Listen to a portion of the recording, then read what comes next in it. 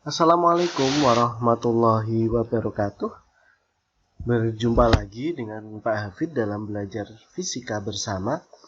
Untuk materi kali ini kita akan membahas tentang hubungan usaha dan energi. Kita tahu bahwa usaha kemarin itu didefinisikan sebagai gaya dikalikan dengan perpindahan. F kali S begitu. Nah, kita juga tahu bahwa kemarin kita sudah menjelaskan, kalian sudah belajar mengenai energi potensial dengan energi kinetik. Nah, energi potensial kemarin dirumuskan matematis M kali G kali H karena mempunyai kedudukan, sedangkan energi kinetik adalah setengah MV kuadrat. Nah, sekarang apa sih hubungan antara usaha dengan energi ini? Dalam hukum kekekalan energi ini, kan energi itu tidak dapat diciptakan, juga tidak dapat dimusnahkan. Tetapi dia bisa berubah bentuk, dari bentuk satu ke bentuk yang lain. Dari bentuk satu energi ke bentuk energi yang lain. Nah, perpindahan energi tersebut disertai dengan adanya usaha. Begitu. Kita bisa merubah bentuk energi listrik menjadi panas misalnya, itu harus disertai dengan usaha. Sehingga hubungan usaha dengan energi adalah W sama dengan delta E. W di sini adalah usaha,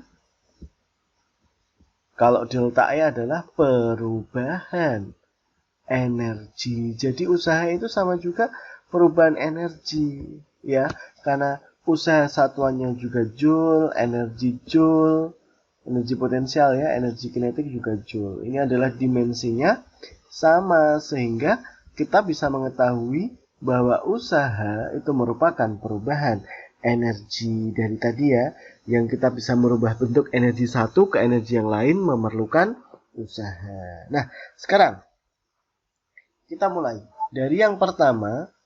Karena ini kita sudah menerangkan energi potensial dan kinetik, sekarang usaha itu merupakan perubahan dari energi potensial. Berarti usaha ini bisa tak tuliskan M kali G H2 dikurangi M kali G H1. Ini pun bisa. Seperti ini bisa. Ya. Karena ini ada MG MB sama, berarti kita bisa menuliskan M kali G dikeluarkan H2 minus H1. Nah, sekarang kita coba ini ya. Ada sebuah benda di sini. Ada sebuah benda di sini. Di sini dia mempunyai ketinggian H1 dari tanah. Ini misalnya tanah, gitu. H1. Kemudian benda ini saya angkat ke atas. Jadi posisinya di sini, yang asal semulanya di posisi H1, sekarang posisinya menjadi di sini. H2. Nah, ini kita bisa tahu berapakah usaha dari menaikkan dari benda 1 ke benda 2 menggunakan energi potensial. Jadi usahanya merupakan perubahan dari energi potensial itu sendiri, gitu ya. Bisa dipahami ya, bisa dipahami berarti ketika di posisi H1 dia juga memiliki energi potensial 1. Ketika di posisi H2 dia punya energi potensial 2. Ini pun bisa saya tulis EP2 dikurangi EP1. Nah, paham ya? Nah, sekarang selanjutnya hubungan usaha dengan perubahan energi kinetik. Yuk, kita tahu energi kinetik itu adalah setengah MV kuadrat. Ini kan, karena ini berubah, berarti V2 dikurangi setengah MV1 kuadrat. Atau, karena ini ada sama setengah M, bisa kita keluarkan menjadi V2 kuadrat min V1 kuadrat. Nah, contohnya sama persis dengan yang energi potensial. Semisal, saya punya kotak ini, kemudian dia bergerak dengan kecepatan awal V1, dia bergerak ke arah kanan sehingga kotak itu berpindah. Yuk, kalau berpindah berarti ada S perpindahan. dengan kecepatan yang ada di posisi 1 V1, posisi 2 kecepatannya V2. Ini bisa saya tuliskan, ini posisi awal, di sini posisi akhir. Jadi, ketika benda ini bergerak, dia mempunyai masing-masing energi. Di sini mempunyai EK1, di sini mempunyai EK2. Jadi usaha untuk memindahkan dari awal sampai akhir itu adalah perubahan energi kinetik. Ini bisa saya tulis EK2 dikurangi EK1.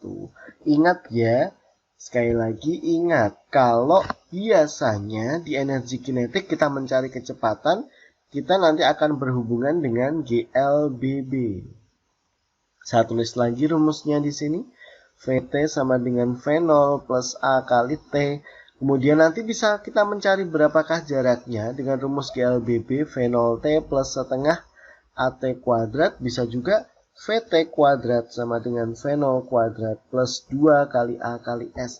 Selalu ketika energi kinetik nanti seringnya kita menggunakan GLBB yang rumusnya sudah pernah saya terangkan. Kalian bisa melihat di playlist video tentang gerak lurus beraturan dan gerak lurus berubah beraturan. Di sana sudah saya terangkan lengkap beserta contoh-contoh soalnya. Oke, begitu ya. Sekali lagi saya ulangi bahwa hubungan usaha dan energi adalah perubahan energi itu sama dengan usaha. Oke, lebih jelas di soal kita bisa mencoba soal latihan berikut ini. Sebuah benda 0,1 kg. 0,1 kg. Kilogram ini menunjukkan massa. Ya, saya tulis massa 0,1 kg. Jatuh bebas. Yuk, jatuh bebas. Masih ingat di materi gerak kemarin? Kalau lupa nanti bisa melihat videonya lagi. Jatuh bebas berarti kecepatan awalnya itu 0 tanpa kecepatan awal dari ketinggian 2 meter. Yuk, ketinggian H dari kata height 2 meter. Dan masuk sedalam 2 cm. Nah, apa ini? Apa ini? Ada 2 cm. Nanti yuk, tentukan usaha dan gaya rata-rata. Berarti yang ditanyakan adalah berapakah W dan gaya itu adalah F. Ini kan ada gaya F. Nah, yuk kita ilustrasikan. Ada sebuah benda ya, ini mempunyai massa M. Kemudian di sini ada hamparan pasir ya di sini. Pasir itu kan berarti lembut itu kan, lembut. Nah, ketinggian benda ini adalah berapa ini? 2 meter di atas permukaan pasir ini. Ketika benda ini jatuh, terus ternyata dia masuk ke dalam pasir. Karena pasir itu kan lembut itu kan. Masuknya ini sedalam ini 2 cm. Nah, tentukan gaya dan usaha. Berarti ini 2 cm ini bisa kita tulis sebagai S. Apa itu S? Perpindahan. Nah, berarti kan ada gaya yang masuk ke dalam pasir ini kan. Berarti ketika ada gaya, ada perpindahan, berarti ada usaha. Nah, usahanya kita dapat dari mana? Karena ini ada ketinggian, berarti usaha merupakan delta EP, perubahan energi potensial. Berarti kita bisa mencari dari W delta EP. Delta EP adalah M kali G kali H2 dikurangi H1. Pakai ini ya. Berarti masanya kita tulis 0,1. Gravitasi tidak diketahui, kita ambil 10. H2. Di sini ada satu tok hanya 2 meter ini. Berarti kita ketinggiannya 2. Kita anggap H1-nya itu dari bawah. Berarti 0. Begitu. Sehingga 0,1 kali 10 itu adalah 1. 1 kali 2 adalah 2. 2 apa? 2 Joule. Nah, ketemu kita. Sekarang kalau kita mencari berapakah gaya rata-rata, W itu kan bisa dicari dari F kali S. Kalau kita mencari F, berarti W per S. W-nya kita tahu ya, berapa? 2, oke. S-nya kita tahu berapa ini? 2 cm. 2 cm kalau dibuat meter menjadi 0,02. Nah, 2 dibagi 0,02 kan sama juga 200 per 2. 200 per 2 hasilnya iya 100 Newton. Tetapi nah, kita memperoleh di sini gerak ini kan ke bawah. Tapi ketika masuk ke pasir ini berarti gaya tahannya kemana? Ke atas. Ini F-nya ke sini, gerakannya ini ke bawah. Sehingga biasanya ini ditulis menjadi min 100N begitu. Ini sih hanya arah saja sih, arah. Kenapa? Arahnya berlawanan dengan arah gerak benda semula. Kok bisa? Sekali lagi bendanya itu turun ke bawah, tapi karena ini ada pasir, dia menahan. Sehingga apa? Gaya tahannya itu arahnya ke atas, berlawanan dengan arah gerak benda. Sehingga biasanya ditulis dengan minus. Tapi sekali lagi, kalau di soal ABC-an, multiple choice atau pilihan ganda, minnya sih tidak pengaruh. Biasanya langsung ini saja. Tapi ini saya terangkan bahwa sebenarnya ini ada tanda minus, karena arahnya berlawanan. Oke ya. Yuk kita lanjutkan ke soal-soal berikutnya. Saya punya soal lagi di sini. Masih ada banyak soalnya ternyata. Sebuah benda jatuh dari ketinggian 10 meter. Tentukan kecepatan benda ketika sampai di dasar. Nah, yuk kita mulai. Benda ini ada ketinggian 10 meter. Ini tanah. Berarti ini ketinggiannya 10 meter. Pertanyaannya, tentukan kecepatan ketika sampai dasar. Cuma itu tok ya, V. Karena ini jatuh, sekali lagi, ada kata-kata jatuh, berarti V0-nya itu berarti 0. Atau apa? V1-nya itu 0. Yang kita tanyakan adalah V2 ini. Ini ada H. Ya, ada H. Ini ada V2 di sini.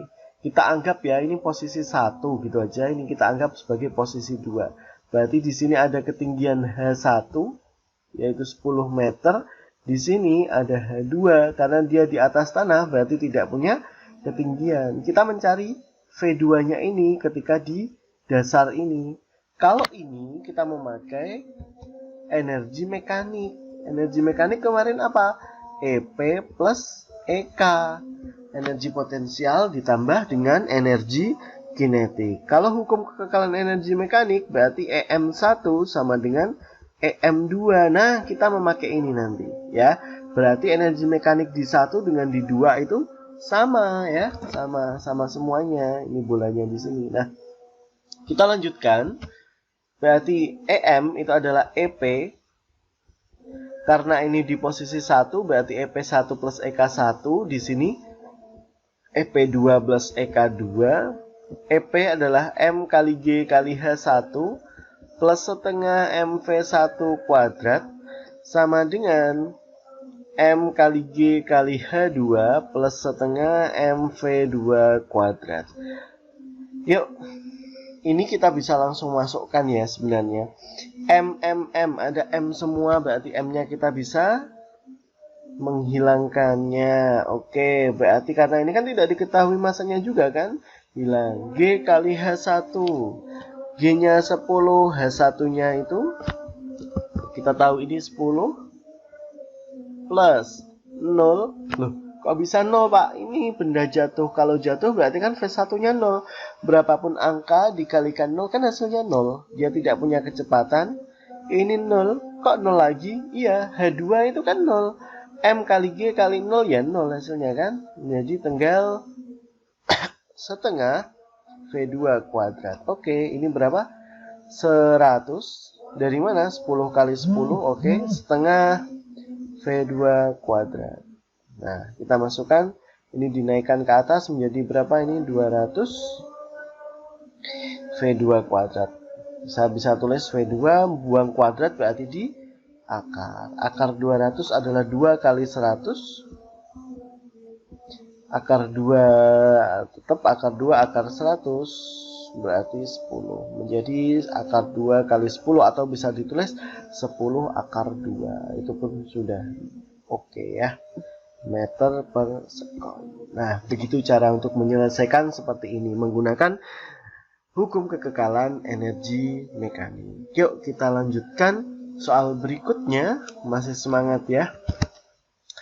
Kita lihat ini. Sebuah benda bermasa 4 kg, masa adalah M. Oke, bergerak lurus beraturan dengan kecepatan awal. Oke, kecepatan awal berarti V0. Siap. Dan percepatan, ingat ya, percepatan adalah akselerasi A. Tentukan besar usaha yang diberikan benda selama 2 sekon. Sekon menunjukkan waktu. Seperti yang sudah saya katakan, saya ambil ke atas lagi. Ketika ada kecepatan-kecepatan ini, pasti seringnya itu menggunakan ini, GLBB VT V0 plus A kali T. Terbuktikan pada soal ini, ya kan? Terbukti pada soal ini. Kalau kita mencari berapakah usaha karena ini ada kecepatan, berarti kita menggunakan apa? Perubahan energi kinetik. Delta EK, berarti kan kita mencarinya menggunakan setengah M V2 kuadrat min V1 kuadrat, ya kan? M-nya ada, V2-nya belum, V1-nya ada, atau V0 ini bisa satu les, V1 ini sudah ada. Berarti kita mau tidak mau harus mencari V2 dengan rumusan GLBB.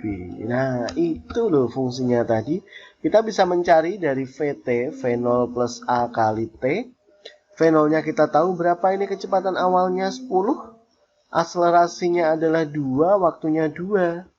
2 kali 2, 4, 4 tambah 10, 14. Ya kan, 14 meter per sekon.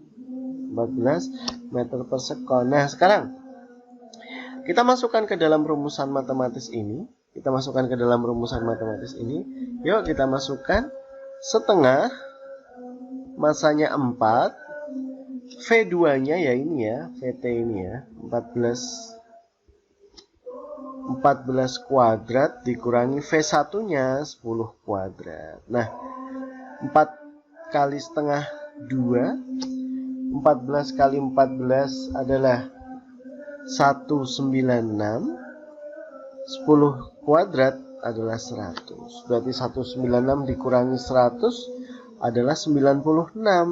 96 kali 2 192 Joule. Nah, jadi usaha sebuah benda yang bergerak dengan kecepatan awal 10 meter per sekon sehingga menghasilkan kecepatan akhir 14 adalah 192. Nah, saya tulis yang jelas di sini. Oke. Bisa dipahami ya. Kita lanjutkan ke soal berikutnya. Dua soal terakhir ini. Sebuah benda dengan massa 2 kg diam. Diam berarti kecepatannya 0. Atau V1-nya dia 0. Di atas lantai licin, benda tersebut ditarik dengan gaya 20 Newton. Gaya adalah F.